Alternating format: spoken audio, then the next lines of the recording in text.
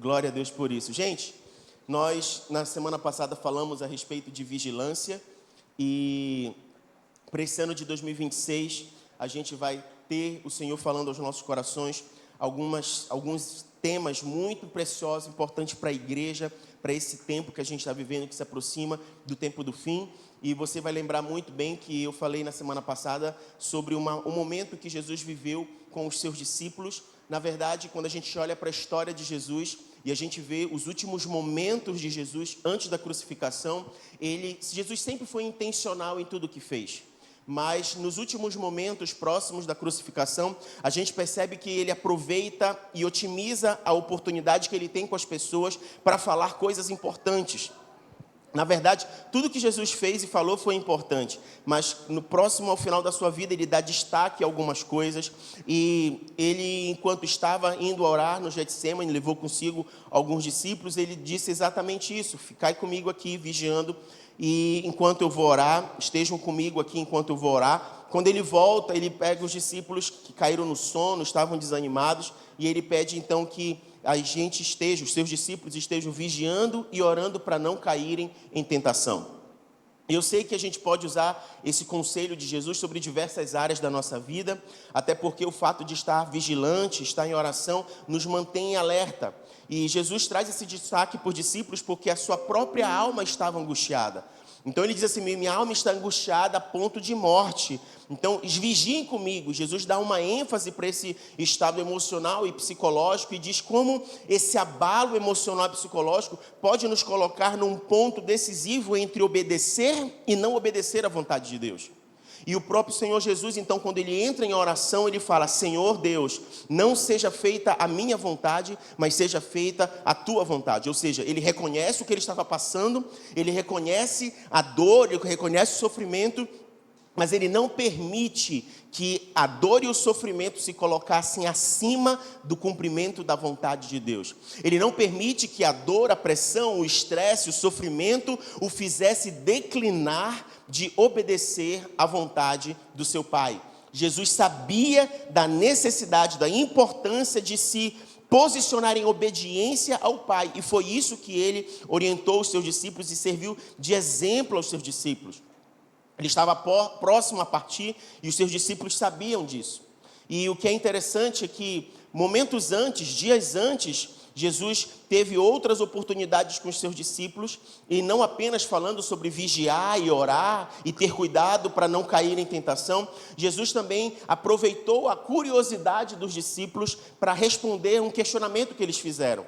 Os discípulos, numa certa ocasião, saindo de uma reunião e passando pela frente do templo, questionaram Jesus quando se cumpririam todas as coisas e haveria uma transformação em relação ao governo, à autoridade e ao estabelecimento do reino do Senhor e a questão da referência ao templo.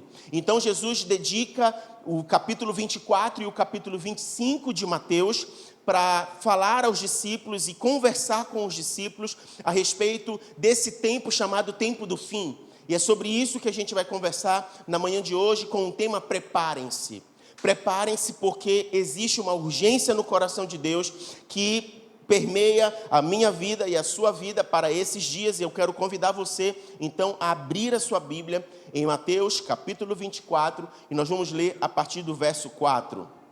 Mateus 24, a partir do verso 4, diz o seguinte: Então Jesus lhes revelou: Cuidado que ninguém vos seduza, pois muitos são os que virão em meu nome, proclamando: Eu sou o Cristo, e desencaminharão muitas pessoas. E vós ouvireis falar de guerras e rumores de guerras. Todavia, não vos desespereis, porque é preciso que tais coisas ocorram, mas ainda não será o fim, porquanto nação se levantará contra nação, e reino contra reino. Haverá fomes e terremotos em vários lugares. Contudo, esses acontecimentos serão apenas como as primeiras dores de um parto. Então eles vos entregarão para serem afligidos e condenados à morte. E sereis odiados por todas as nações por serem meus seguidores. Nessa época, muitos ficarão escandalizados, trairão uns aos outros e se odiarão mutuamente. Então, numerosos falsos profetas surgirão e enganarão a muitos. E por causa da multiplicação da maldade, o amor da maioria das pessoas se esfriará. Aquele, porém, que continuar firme até o final, será salvo. Deus declara no início desse texto para que a gente tenha cuidado. Ele começa dizendo: cuidado para que ninguém vos seduza. O cuidado e a atenção é exatamente para não sermos enganados com aquilo que pode seduzir os nossos olhos e corromper o nosso coração. Você vai perceber que, em nome do Senhor Jesus, muitas pessoas vão ter boa vontade, vão ter boas atitudes e vão se portar como se estivesse fazendo algo que é legítimo, que é bom. Então vai ter cara de que é algo bom, vai usar o nome do Senhor Jesus, vai ter cara de que é bíblico, mas é falso e vazio, é superficial. E o que Jesus começa a anunciar como um cenário que está se aproximando para o tempo do fim é que as coisas não vão nos parecer muito favoráveis. Quando você lê esse texto do capítulo 24 de Mateus, você percebe Jesus mostrando um cenário, e esse cenário não parece ser um cenário tão favorável e tão bom assim. Eu cheguei a falar na semana passada que muitas pessoas com boas intenções na internet, fazendo vídeos, começam a declarar coisas e falar coisas que a nossa alma gosta de ouvir. Quem é que não gosta de ser encorajado? Quem é que não gosta de ser motivado? Inclusive é bíblico. A Bíblia fala sobre aqueles que têm o dom de encorajamento, que encorajem uns aos outros. Mas uma coisa é você encorajar em fé, uma coisa é você encorajar biblicamente, e a outra coisa é você mexer com as emoções das pessoas. Quem é que não está passando uma tribulação, uma dificuldade, e que porventura não gostaria de ouvir uma palavra de incentivo, de coragem, de ânimo? Mas e se esse momento que você está passando tem a ver com escolhas que foram feitas? E se isso tem a ver com um processo que Deus está querendo chamar a sua atenção e ter a sua atenção sobre algo? Se existe um caminho a ser percorrido, um propósito do Senhor em relação àquilo? Será que a nossa postura será como a do próprio Senhor Jesus? Senhor, eu estou sofrendo, eu não estou bem, não está sendo favorável, minhas emoções estão querendo me levar à morte. Contudo, não seja feita a minha vontade, seja feita a tua vontade. Se possível, passa de mim esse cálice. Mas não é o que eu quero, não é o que eu desejo, é aquilo que o Senhor tem para mim. Então, seja feita a tua vontade. Quantos de nós conseguimos ser sóbrios ao ponto de separar as emoções e conseguir ter esse posicionamento? A própria palavra nos orienta que as Escrituras servem como uma espada afiada. E ela é capaz de penetrar no mais profundo do nosso ser. E ela separa emoções, pensamentos, juntas, medulas, exatamente para que a gente tenha sobriedade de discernir e saber lidar com as nossas emoções. O que Jesus está apontando aqui em Mateus 24 é um cenário que não é um cenário muito favorável, é um cenário de guerra, é um cenário de luta, é um cenário de dificuldade. Nós estamos nos encaminhando para um tempo de fim. E como nós olharmos a nossa volta, nós vamos ver que as coisas não são tão agradáveis. Então a gente tem que ter muito cuidado com esses discursos de internet, com essas pessoas que trazem esse tipo de encorajamento vazio, superficial, que servem para o nosso ânimo daquele momento, mas logo depois passa e a gente se sente novamente vazio, sente novamente desanimado e sem esperança. A única esperança que é perfeita, eterna e constante é aquela que a gente tem na palavra do Senhor, que apesar de nós passarmos lutas e tribulações, Ele diz: eu estarei convosco todos os dias. Então, por mais que eu ande por um vale de sombra e de morte, eu não vou temer, não porque eu tenho uma palavra de encorajamento de um guru ou de alguém que falou, não, porque o Senhor disse que estaria presente. Porque Ele disse que Ele é o pastor presente, Ele é o socorro presente na hora da angústia. Então, não se trata de um encorajamento vazio, se trata de um fundamento vivo. A minha esperança está em Cristo, na sua palavra revelada ao meu coração. Esse cuidado a gente precisa carregar. E eu não trago isso como alguém que está querendo disseminar uma teoria do caos ou nem ser pessimista, mas a gente está falando de uma realidade bíblica. A Bíblia nos orienta sobre um tempo de destruição, um tempo de fim. Só que tem algo poderoso nesse ambiente também do fim. Assim como nós enfrentaremos lutas, guerras, tribulações, e você viu pessoas com amor esfriado umas pelas outras, traindo uns aos outros, as pessoas se desanimando, pessoas usando o nome do Senhor em vão. Nesse mesmo cenário de guerra, nesse mesmo cenário de luta, a Bíblia também diz que outra coisa vai acontecer. Abre comigo em Joel capítulo 2. Joel capítulo 2, a partir do verso 28.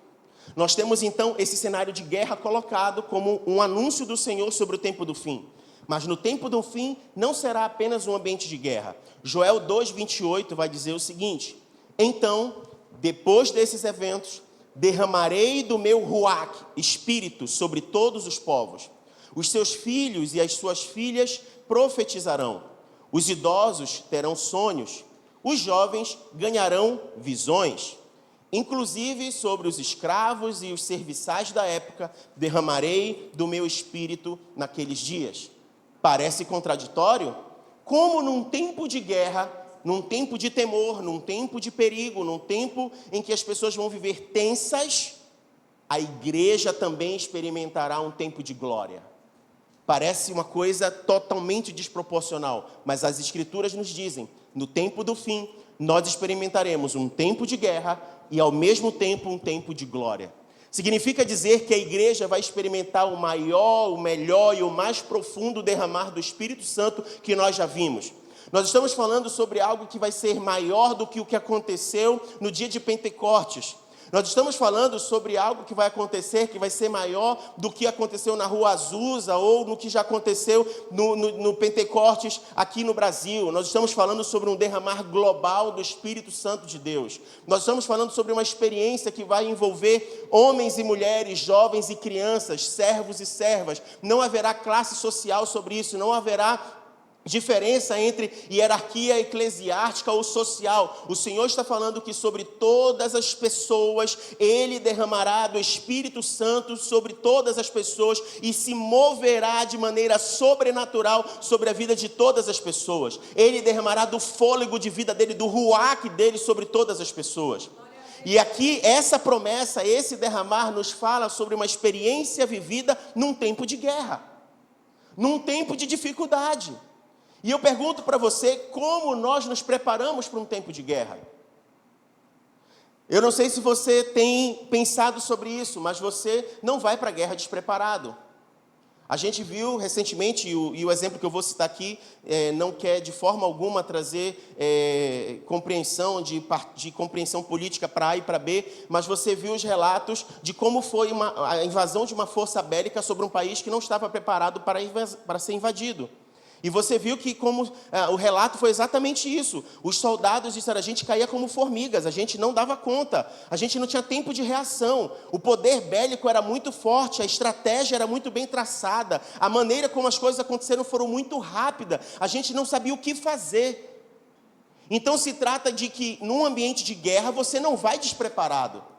Para um ambiente de guerra, você não envia pessoas que não têm preparo, pessoas que não têm condições de manusear uma arma, que não têm condições de lidar, pessoas inexperientes que são colocadas no fronte de batalha, elas são colocadas ali para morrer como alvo fácil.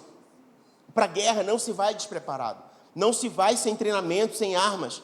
É necessário adquirir experiência, saber lidar com as armas que vai utilizar, conhecer bem o inimigo. Semana passada eu falei exatamente isso. O diabo, o nosso adversário, ele anda ao redor como um leão rugindo, buscando quem possa tragar. Ele está à espreita, olhando e observando a mim e a você. Ele sabe exatamente os nossos pontos fracos. Ele sabe exatamente o que tira a gente do sério. Ele sabe exatamente como desviar o nosso olhar do foco. Ele sabe exatamente como nos atingir. Mas às vezes a gente fica levando a vida como se a gente não estivesse correndo perigo. E de fato a gente está guardado no Senhor. De fato, nos seus o diabo não toca, nos do Senhor o diabo não toca. Isso é verdade, isso é fundamento. Mas se você não estiver vigilante e atento, você pode ser uma presa fácil. Se não fosse necessário vigiar, o Senhor não nos orientaria. Estejam atentos e vigilantes. Ele diz, o diabo é o seu adversário, mas estejam atentos e vigilantes. Nós precisamos ir para a guerra como quem sabe a quem vai enfrentar. Paulo chega a alertar Timóteo a respeito disso. Timóteo, não te envergonha do evangelho, mas sabe, você precisa manusear bem a palavra da verdade. Porque se tem algo que vai tentar enganar o teu coração, se tem algo que vai tentar seduzir os teus olhos, a palavra é capaz de discernir a respeito disso e de trazer sobriedade sobre a tua vida e o teu coração. Algumas pessoas costumam dizer que a igreja é como se fosse um hospital, mas eu insisto em dizer que a igreja é um quartel, é muito mais parecido como um quartel por conta de um exército que está sendo preparado e está em prontidão para a batalha. E dentro do batalhão, dentro do quartel, de fato existe um departamento médico. E nesse departamento médico existem momentos em que os soldados precisam estar ali. Mas aquele ambiente, aquela situação não representa o todo desses soldados. Eles estão ali por um momento, vão ser tratados, vão ser ajudados, vão ser restabelecidos para que eles voltem para o campo de batalha. Porque existe um general que vai à frente da nossa guerra. Existe um general que vai à frente da nossa batalha. A nossa identidade não tem que ser a identidade de um doente. A nossa identidade tem que ser de um soldado que está sendo preparado para a guerra. E ele nos anunciou a respeito disso. E quando nós estamos preparados para a guerra, no momento em que a gente é ferido, abatido, ele nos leva para um ambiente de cura, ele nos leva para um ambiente de cuidados, mas não para permanecer ali, não para ficar estagnado ali, não para se esconder ali, mas ser renovado, ser transformado e estar novamente de pé e pronto para a batalha. Nós precisamos entender isso. Esse quadro de tratamento do Senhor cumpre um propósito nas nossas vidas e a gente precisa estar pronto a respeito disso. E nesse ambiente de guerra em que a gente é forjado, a gente precisa estar preparado tanto para a guerra quanto para esse ambiente de glória. Porque tão perigoso quanto a guerra, a glória do Senhor também é perigosa. E calma, antes de você me apedrejar pela afirmação que eu fiz, eu preciso me explicar. A gente às vezes trata o perigo só como algo ruim, mas a gente não pode esquecer que Deus é santo. E a glória dele expressa em sua santidade. E a gente olha nas Escrituras como Deus age com relação à sua glória quando ela não é honrada e respeitada. E eu vou te dizer que as pessoas que experimentaram da glória do Senhor sem honra e respeito à santidade de Deus, morreram. No Antigo Testamento você vai ver que Moisés edifica um tabernáculo e Nadab e Abiú, eles, como sacerdotes, foram ministrar e eles não foram obedientes ao Senhor e foram ministrar oferecendo fogo estranho ao Senhor. E qual foi o resultado? Eles foram mortos, eles foram consumidos ali. Davi, sabendo que a arca da aliança precisava ser transportada apenas pelos sacerdotes, tenta transportar a arca em carro de boi. E o que foi que aconteceu? Uzá, vendo uma boa intenção, ele viu que algo ia acontecer, os bois tropeçaram, a arca ia cair da carroça, e se ela caísse, ela podia se abrir, ela podia ser quebrada. Então ele, com uma boa intenção, coloca a mão para evitar que a arca caísse. E ele, o que aconteceu com ele? Ele também morreu na hora. A gente está falando de expressões da presença de Deus, da manifestação da santidade de Deus, da glória do Senhor. E há algumas pessoas que podem dizer, tá bom, pastor, mas isso aconteceu no Antigo Testamento. No Novo Testamento é graça, é misericórdia. Não é bem assim. Deixa eu dizer para você, no Novo Testamento, em Atos, logo no período de Pentecostes, houve um derramar grandioso do Espírito Santo que se moveu no meio da igreja do primeiro século, da igreja primitiva. E naquele ambiente houve muita generosidade, as pessoas começaram a vender os seus bens, começaram a ajudar uns aos outros, houve um derramar assim de graça no meio das pessoas, e aí no meio desse ambiente um casal vendeu a sua propriedade. E na hora de deixar a oferta no templo, eles mentiram diante dos apóstolos, eles mentiram em relação ao valor. E o que foi que aconteceu com eles? Foram mortos. Foram mortos por conta que não respeitaram a glória e o manifestar da presença de Deus. E aí eu faço um parênteses e me faço uma pergunta, se hoje o que a gente tem experimentado no meio da igreja, de fato é a glória do Senhor. Porque se essas pessoas morreram por não honrarem a presença do Senhor, Eu fico me perguntando se o que as igrejas têm experimentado, se os ajuntamentos, se o que eles têm experimentado de fato é o derramar do Espírito diante da santidade de Deus e da glória do Senhor. Eu não sei responder essa pergunta, é uma pergunta que eu me faço diante do que a gente vê biblicamente. Talvez o Senhor esteja sendo tão bondoso, tão misericordioso que, sabe aquela história assim, olha, você não é capaz de ver a minha glória, então eu vou passar e você vai ver só a minha costa, você vai ver só eu passando, porque senão você vai ser consumido. Eu fico imaginando que o que a gente experimenta, e às vezes a gente acha que é glorioso, maravilhoso, e já é mesmo, talvez seja só esse passar do Senhor. Talvez nós não resistiríamos à glória do Senhor sendo derramada da forma como o Senhor promete derramar. Senão nós já seríamos consumidos, por conta da santidade do Senhor. E o alerta que o Senhor nos dá hoje é: se preparem. Se preparem tanto para a guerra, quanto para o derramar do Espírito. O Senhor diz que nós precisamos nos preparar para esse ambiente como quem de fato coloca a sua vida em uma posição de ser transformados pelo Senhor. A palavra do Senhor fala que não é possível colocar vinho novo em odre velho, que é necessário que haja um odre novo para receber do vinho, para que ele não venha romper. O Senhor tem chamado a mim e a você a sairmos de uma estagnação e nos prepararmos para um tempo e para um ambiente onde a nossa vida de fato é transformada, onde de fato nós somos aperfeiçoados, onde de fato nós somos erguidos com uma nova vida, com uma nova roupagem, como quem tem recebido algo novo do Senhor. Para quê? Para esse tempo chamado tempo do fim, para que nós estejamos prontos para a guerra e prontos para sermos cheios do Espírito Santo de Deus. Nós precisamos nos preparar para a guerra contra um sistema de um mundo que o império das trevas tenta impor. Nós precisamos nos preparar contra as obras da carne, guerrear contra as obras da carne, contra as fortalezas que fazem com que as pessoas não reconheçam quem Deus é e as impedem de reconhecer quem o Senhor é. Nós precisamos nos preparar para esse momento que nós estamos vivendo.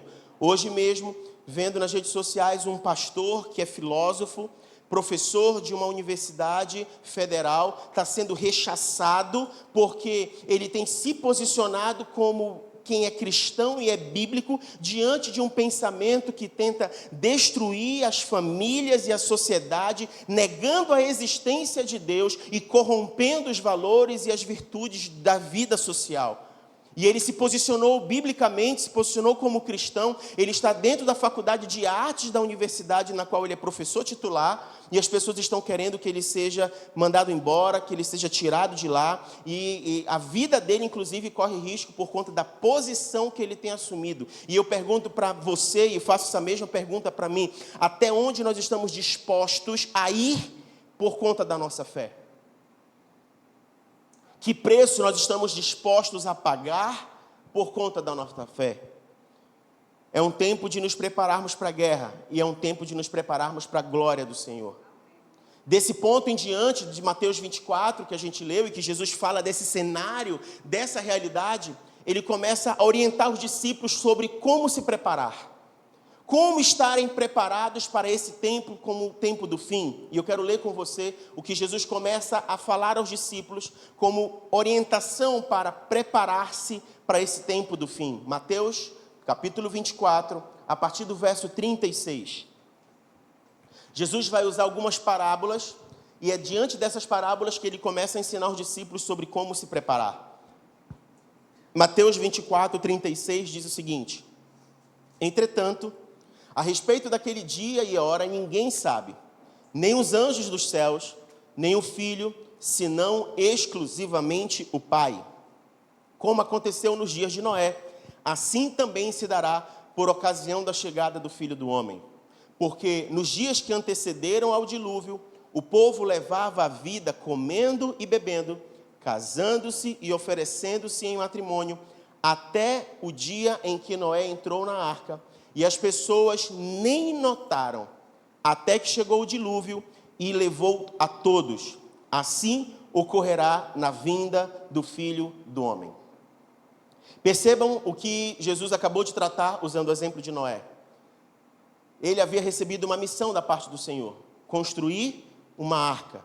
E Noé dedicou a sua vida a cumprir essa missão, a missão que ele havia recebido.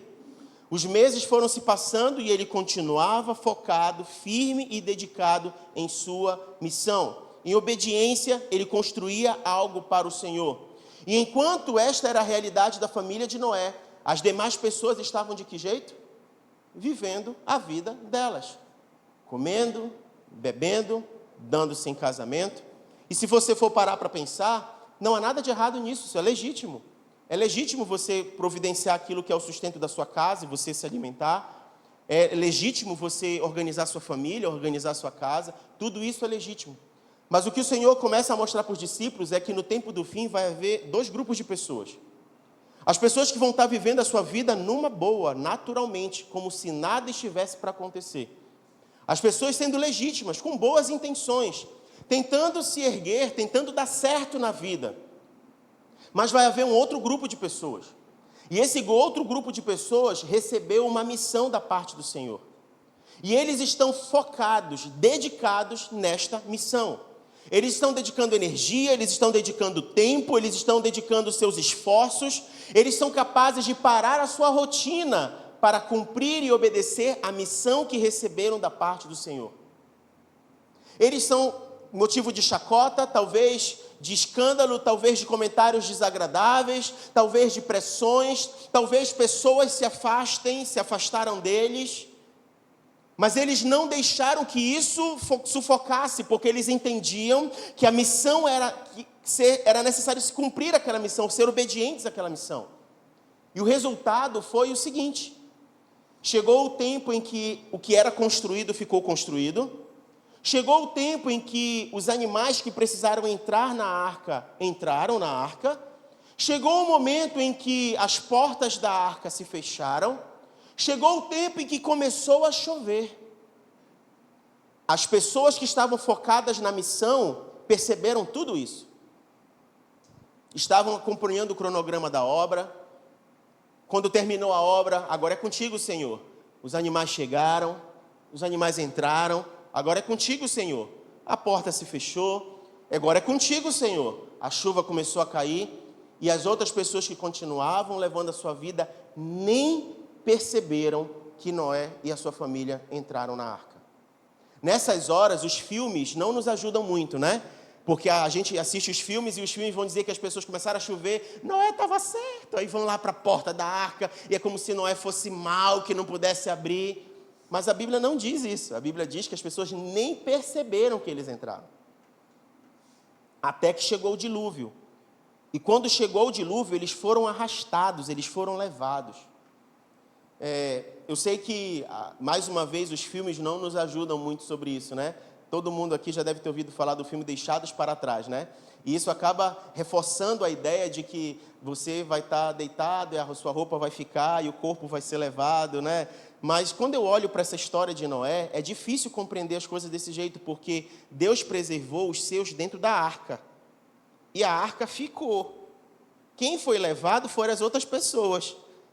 Então eu tenho dificuldade de compreender que a cena será como a do filme Deixados para Trás, em que a gente vai desaparecer e as roupas do corpo vão ficar. Porque quando eu olho para essa cena de Noé e a gente lê o texto, a história diz que quem foi levado pelo dilúvio, quem morreu no dilúvio, quem foi levado foram as pessoas que não estavam na arca. Quem estava na arca estava preservado, estava protegido, estava guardado.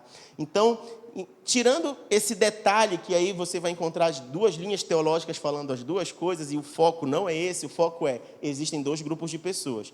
Uns vão ser preservados porque estavam sendo obedientes à palavra do Senhor e foram preservados. Outros deram de ombros para o que Deus falou, não ficaram atentos, não se prepararam e morreram e foram destruídos. Essa é a realidade. Significa dizer que alguns vão ser guardados em Deus, protegidos em Deus, e outros vão morrer, outros vão para o inferno. A realidade é essa.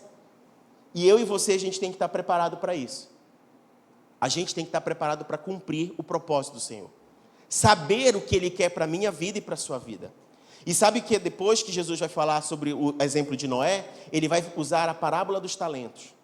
E a parábola dos talentos, talento, ele era um recurso financeiro, era um valor, era uma moeda utilizada, uma quantidade utilizada de valores que era colocado para um pagamento, para ser investido.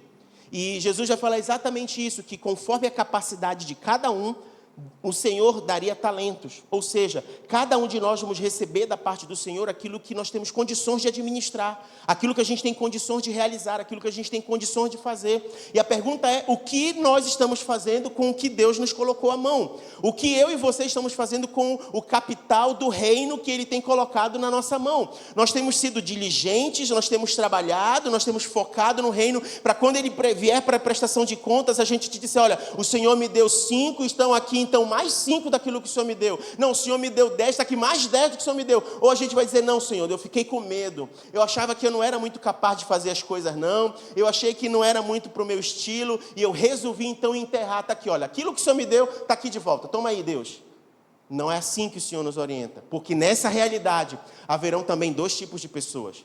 Umas serão chamadas de servos bons, servos fiéis, que foram fiéis sobre o pouco que o Senhor colocou, mas também serão honrados e colocados sobre muitos. Mas existe também aqueles que serão chamados de insensatos, imprudentes, aqueles que foram infiéis ao recurso que Deus colocou nas mãos.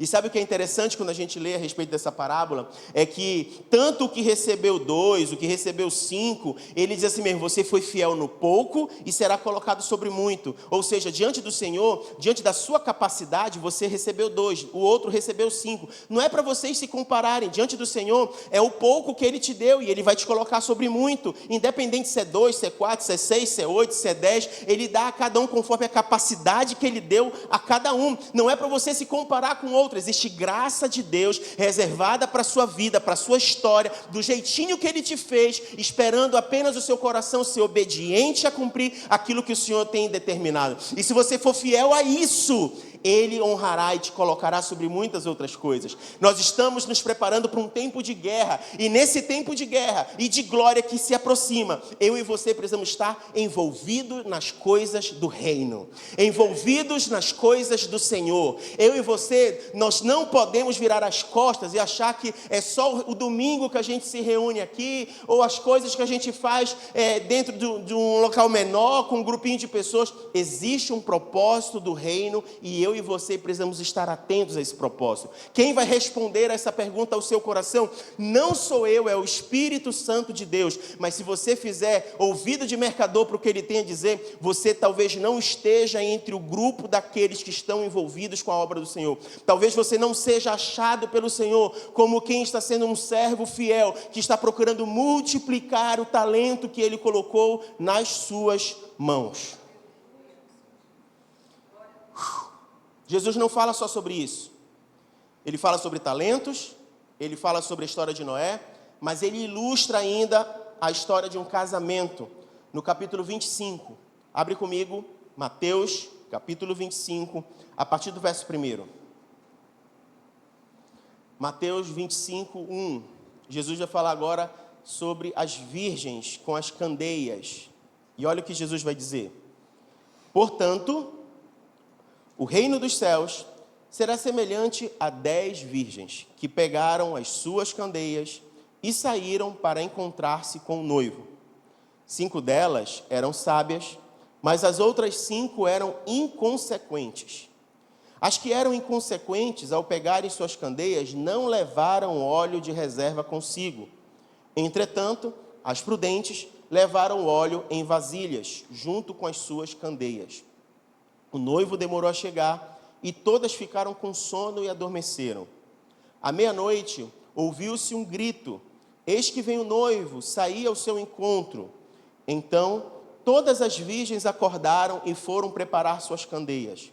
As insensatas recorreram às sábias: dá-nos um pouco do vosso azeite, porque as nossas candeias estão se apagando.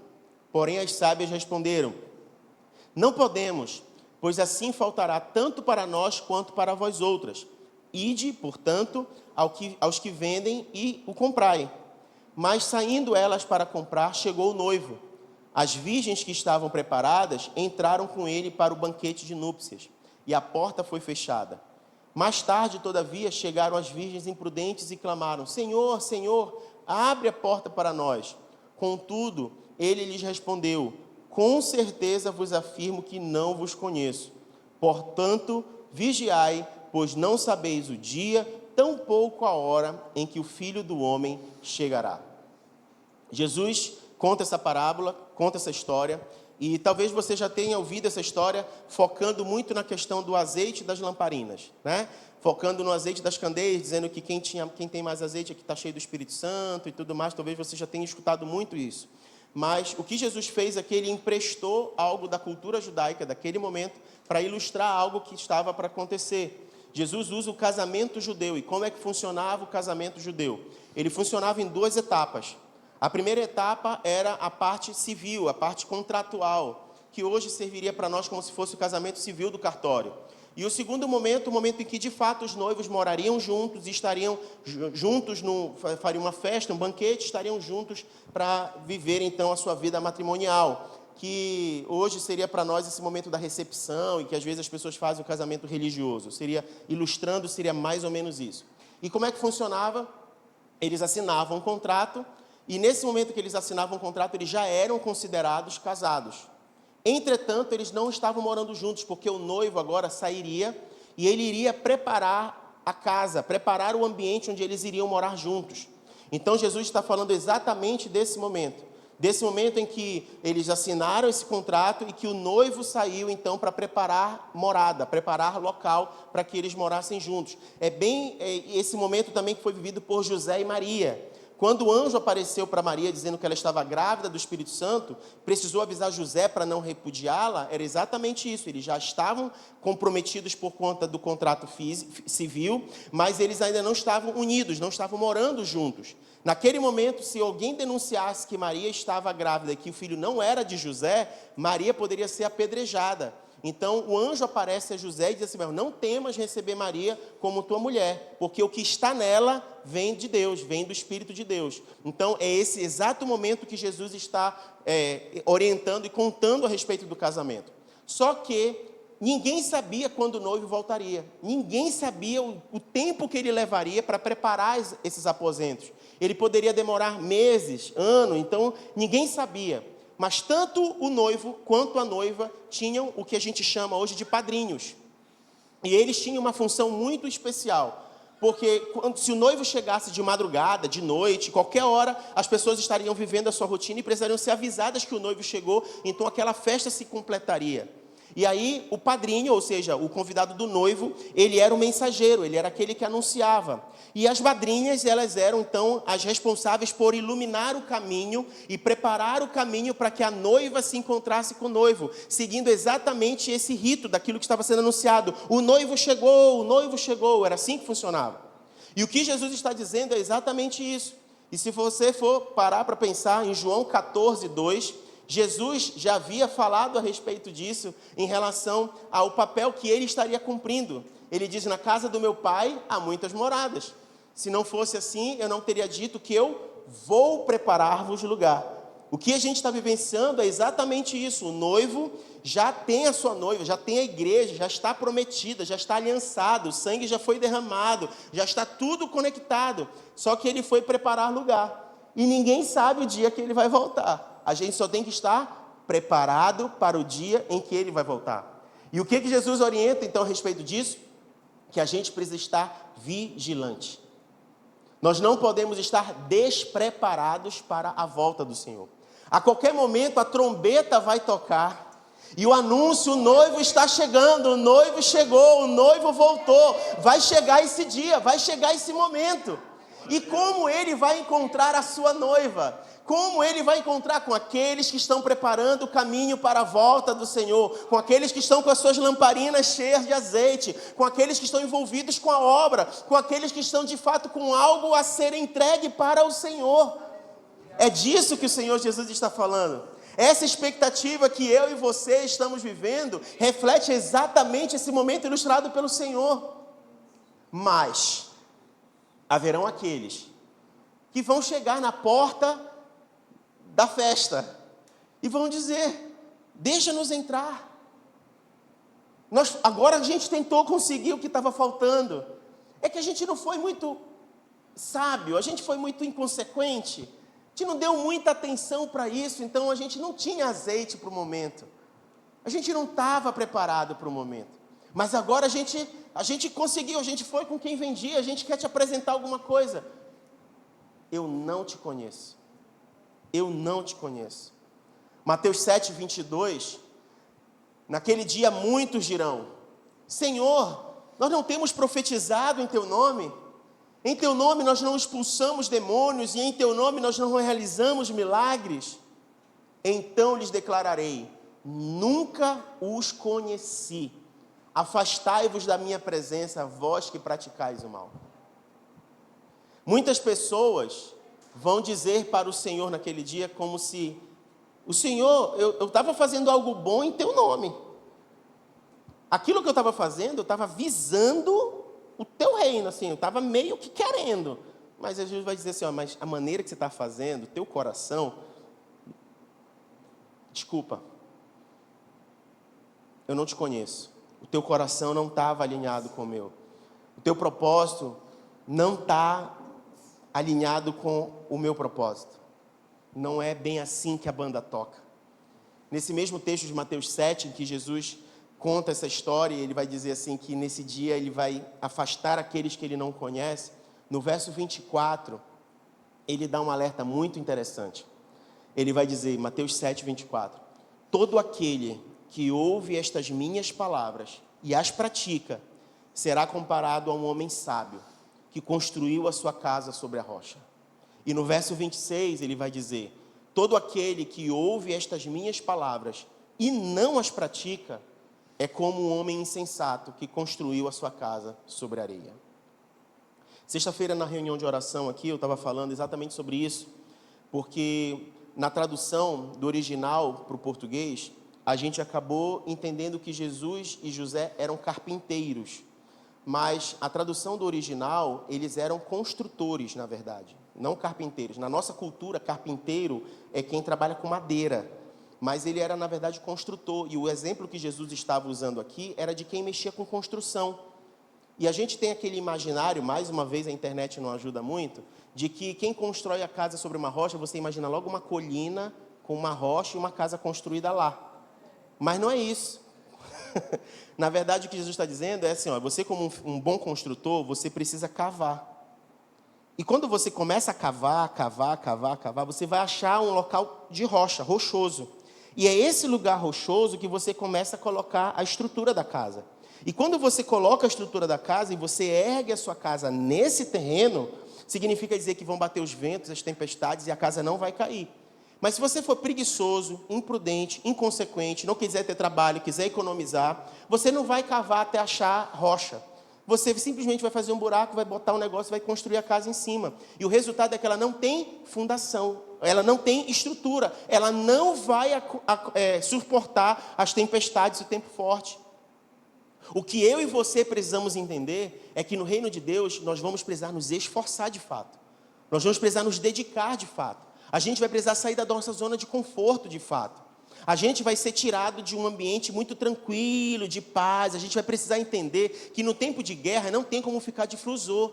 Você vai ter que entender que num tempo de batalha a gente tem que de fato estar atento. Não como quem está sobressaltado de que algo pode de forma inesperada te tomar de súbito, porque você tem uma esperança. O Senhor é aquele que está garantindo as coisas. Então, a gente tem uma esperança e uma confiança no Senhor, mas isso não me faz cruzar os braços e botar minhas pernas para o ar. Significa dizer que a construção da caminhada cristã, de glória em glória, eu preciso me dedicar, eu preciso me alimentar dessa palavra. Eu preciso dedicar tempo com o Senhor. Esse negócio de fé rasa, fé vazia, que se escandaliza com qualquer coisa, que se ofende com qualquer coisa, que fica rodando e não sai do lugar. É como se estivesse no hospital do ambiente do exército o tempo todo. Vamos sair desse ambiente. O Senhor está nos posicionando como soldados. Ele quer que a gente esteja preparado para um fronte de batalha. Ele espera de nós uma vida abundante de verdade. Ele está nos preparando para o maior derramar do Espírito Santo. Ele está nos preparando para um tempo que não é um tempo de lamento, é um tempo de glória, é um tempo de alegria, é um tempo de satisfação.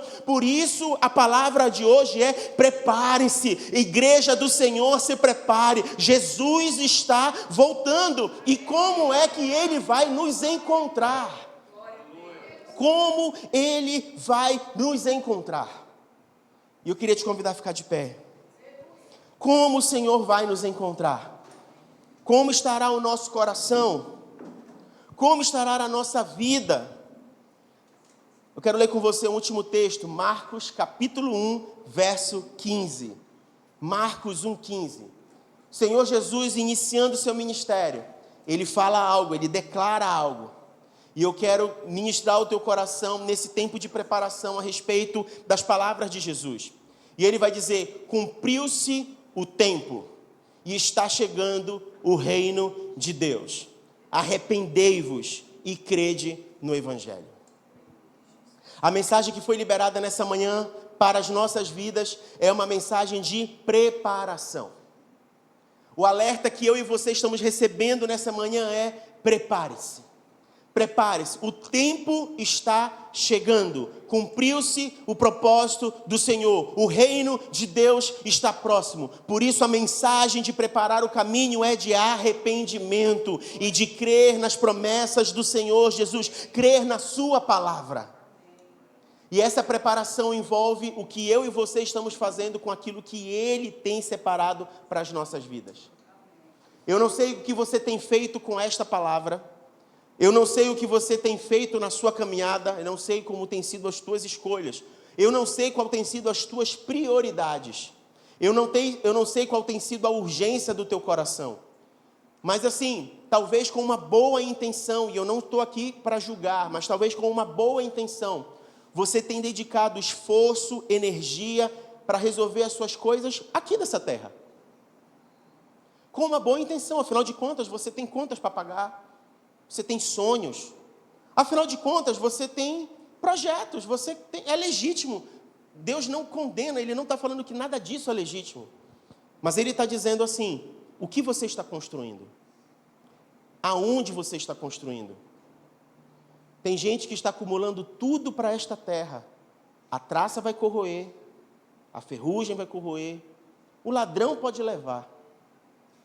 Mas tem algo que a gente pode construir, onde nenhuma dessas ameaças são capazes de alcançar. E é o que a gente constrói no reino de Deus. O que o Senhor está alertando a sua igreja é que nós precisamos estar preparados para esse tempo do fim. Nós precisamos estar atentos sobre o que estamos construindo. Noé estava construindo uma arca.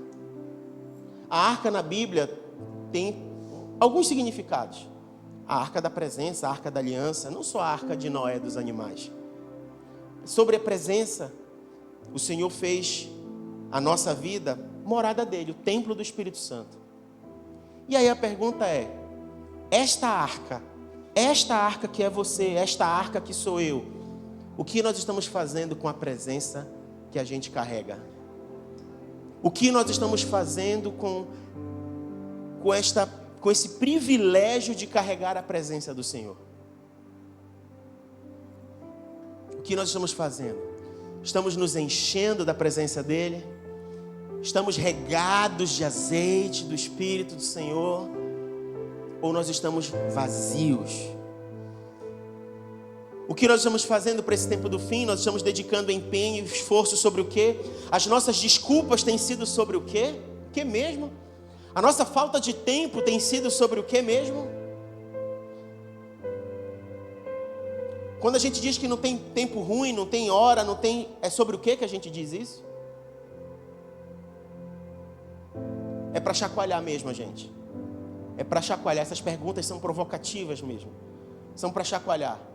A gente não sabe o dia e a hora. Vai ser no abrir e no fechar de olhos. Vai ser no de repente. E talvez o de repente não seja nem necessariamente o Senhor já voltando. O de repente pode ser simplesmente os nossos dias se findando aqui nessa terra. Pode ser que não é o de repente para toda a história da humanidade, mas pode ser o de repente para mim e para você, porque chegou o fim dos nossos dias aqui na terra. E aí, acabou. Não tem mais. Acabou. E o que nós vamos apresentar para o Senhor quando esse dia chegar? Nós não temos o controle desses dias.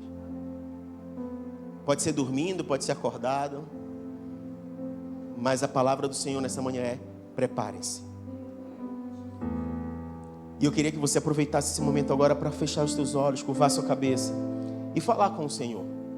Deixar que o soprar do Espírito, que a voz do Espírito, que o ministrar do Espírito, que nesta manhã tem falado aos nossos corações, nesse momento Ele fale pessoalmente com você. Ele fale diretamente ao seu coração. Ele fale profundamente ao seu ser, talvez no pé do seu ouvido agora.